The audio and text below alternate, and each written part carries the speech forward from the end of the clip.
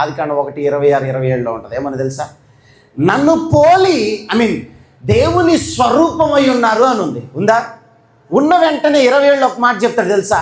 నీవు సమస్తాన్ని ఏలుదువుగాక అని చెప్తాడా లేదా? నిజానికి ఆయన పోలిక నీకు ఎప్పుడైతే వచ్చేసిందో నువ్వు ఇమ్మీడియట్గా ఏలుబడి చేయటం ఆరంభించాలే, కానీ అడుక్కోవటం కాదు మనం ఆరంభించాల్సింది. నిజానికి ఆయన స్వరూపము పొందుకున్న వెంటనే ఇమ్మీడియట్గా సమస్త ప్రాణకోటిపై ఆదాముకు అధికారం ఇచ్చి you are like a dominion అన్నాడు ఆయన.